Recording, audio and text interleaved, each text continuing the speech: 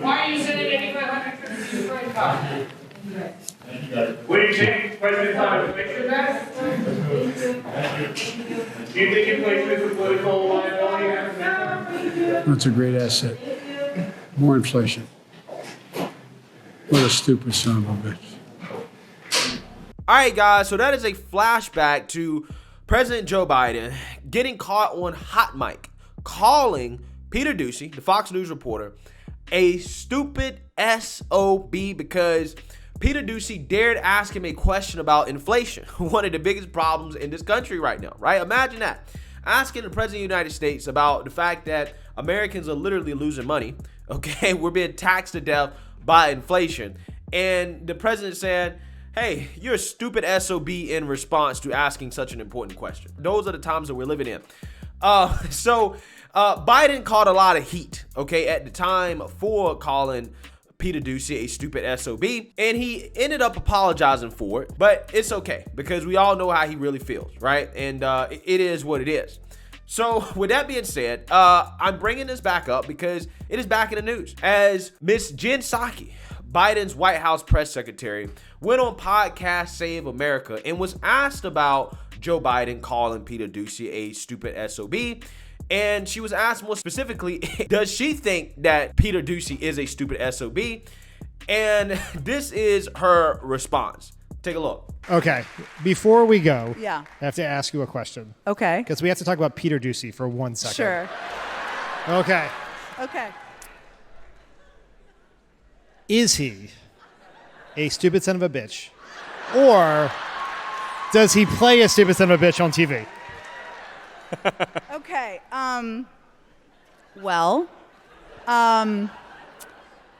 He works for a network.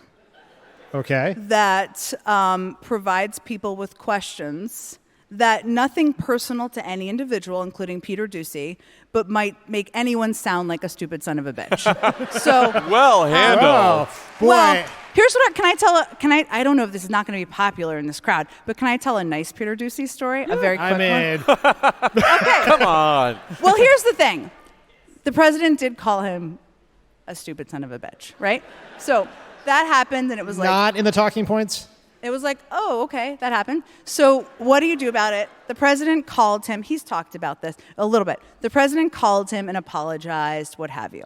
So he went on TV that night, and I actually watched Sean Hannity to see what he said. My mind was like really bending and hurting. I mean, there was, if you can imagine, it was like flames, and it was like crime, crime, crime. And Kamala, the vice president's like walking through the flames and crime. I don't even know what was happening. But Sean Hannity asked him about what the president had said and what he said back. And he could have been like, he's a son of a bitch, or I'm standing up for whatever. He could have said anything. And instead he said, he called me. We had a really nice conversation. I'm just asking my questions. He's doing his job. So I will say that was a moment of grace. You don't have to like everything Peter Doocy says or does, but that is certainly a moment of grace by Peter Doocy. Yeah, so what I find to be interesting about that moment there, right, that answer from Jen Psaki, is that she calls Peter Doocy, or says that he sounds like a stupid SOB for asking her tough questions, right? That's basically what the beef is, okay? Because Peter Doocy is one of the only people that is in that White House press room that is actually going to ask the administration the questions that the American people want answers to, okay? And they don't like tough questions because tough questions, right, are hard to answer, right? And they may have to give answers that the American people might not like, okay? It might not make Biden look good. Okay, so with that being said, yeah, she says that, Peter Doocy sounds like a stupid SOB for asking tough questions, right? And then she goes on to tell a nice story about Peter Doocy, in which Peter Doocy accepts an apology from Joe Biden without being bitter, and which really reveals his personality, his character, and who he is as a person. And Jen Psaki knows that, right? She called it a moment of grace. But see, in a situation like this, Jen Psaki actively chose not to have a moment of grace when she could have and she should have, because she took the bait when the guy asked her about Peter Doocy being an SOB. She said, well, he does sound like an SOB with some of his questions, okay, because she doesn't like hard questions, right? Instead of actually just saying, hey, you know what? Peter Doocy's a nice guy. He has great character. She knows that. She basically said that herself. he's doing his job. We might not necessarily agree with the network that he's doing his job for, but he's doing his job, and I'm just going to leave it at that. That's what she should have said. That is her having a moment of grace, because this situation right here tells you exactly who these people are. They're not the party of unity and reaching across the aisle to try to do things in a bipartisan way. They're not the party of trying to turn down the temperature, right? They're actually the party of hate and division. Because again, when Peter Doocy had an opportunity to go at Joe Biden and maybe to call him a stupid SOB or something like that, he chose not to do it, even though he could have did it and nobody could have blamed him for it because he got called a stupid SOB first. Nobody could have blamed him for it. But he chose not to. Like Jen Psaki said, he chose grace. Now, Jen Psaki had an opportunity to choose grace, and she chose not to, right? So again, this tells you exactly who she is at her core. Speaking of who she is at her core, not only is she a liar, okay, because she's one of the most lying press secretaries we've ever had, but she's also corrupt, because right now, as the acting press secretary for the Biden administration, she is also negotiating deals with TV networks in order to secure her next gig. Okay, something that is an obvious conflict of interest that she is actively engaging in. And it is so corrupt that even the liberal media in the White House press room has called her out on whether or not this is ethical and or a conflict of interest. Take a look. Is it ethical for you to continue conducting this job while negotiating with the media?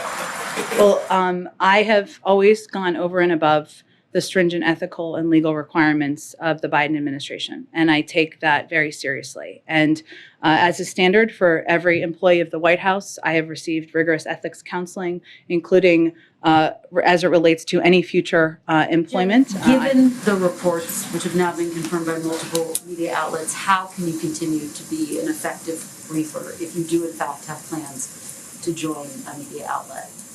Well, I have nothing, again, to announce about any conversations or any future plans. And at whatever time I leave the White House, I can promise you the first thing I'm going to do is sleep and spend time with my 3- and 6-year-olds who are what you're saying, but I guess the question is, how is it ethical to have these conversations with media outlets while you continue to have a job standing behind that podium? Well, there are a range of stringent ethical and legal requirements that are imposed on everybody in this administration and many administrations past about any conversations you're having with future employers. Is it the policy of this White House to allow staffers to have discussions, even if indirectly, with institutions that impact and affect their jobs and your job here?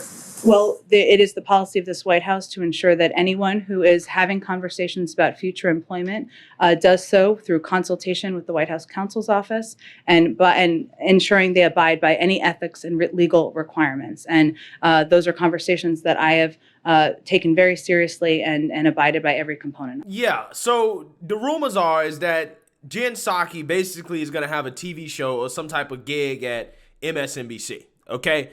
And guys, that is how you get state-run TV, right? That's how you get state-run media, right there, right? This revolving door where you have these mouthpieces for the administration that basically leave their jobs with the administration and they go get some cushy $1 million jobs at some media outlet where they can just spew the propaganda of the administration that they used to work for. Now, to be fair, this happens on both sides, okay? However, the difference is that Joe Biden and this administration with Jen Psaki, she's just actively doing this while she's actually in her job. Now, if you guys remember, Kayleigh McEnany, she got a job with Fox News after she left her position as press secretary with the Trump administration. However, she wasn't actively negotiating with Fox News. Or put it this way, it didn't make the news, right? We didn't know about it in the news. She wasn't actively negotiating with them while also doing the job. Okay, now what she does after she leaves her job, that's on her. Maybe she already knew through her connections that she was going to get a job at Fox News. That's probably what happened. But it's not one of those things that was actively happening at the time while she was doing her job and people knew about it, right?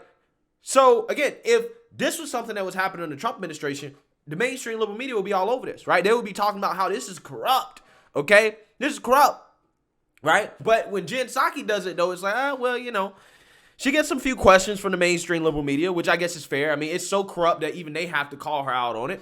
But at the same time, it should be a bigger story. Why in the world is the spokesperson for the Biden administration that deals with the media, okay, actively negotiating $1 million deals with the media to potentially join them in the future after she leaves her job? And she's going to be in her job for another, few weeks, a month, something like that. So again, how is that not a conflict of interest? How is that not corruption? It is. It's right in your face. It's right in your face. And again, it's funny to me because so many people act like Jen Psaki is so above the fray. She's so nice. She's such a great person. And I'm like, bruh, from day one, I could see that Jen Psaki was just simply another scam artist for the Democrat Party. That's what she is, right? She's just as corrupt as all the rest of them, okay? She's trying to get ahead like everybody else, trying to get to the next gig, trying to get rich. It is what it is. It is what it is. So don't sit here and try to act like you're above the fray. Oh, it's just the Republicans. They're the corrupt ones in this country, right? Us, we're the adults in charge. There's no corruption going on here, right? What is right in your face? I mean, look at the Biden crime family. Look what's going on with Hunter Biden. Look what all the information coming out on that. These Democrats are some of the most corrupt individuals in this country. And what kills me the most about this is that they try to act like they're not. They try to act like they're above the fray and that they're above everybody else in regards to morality. And it's just simply not true. In fact, again, they're some of the most corrupt individuals in this country. They really are. So with that being said, let me know what you guys think. Make sure you like, comment, and subscribe. Most importantly, share a Black conservative perspective. Peace.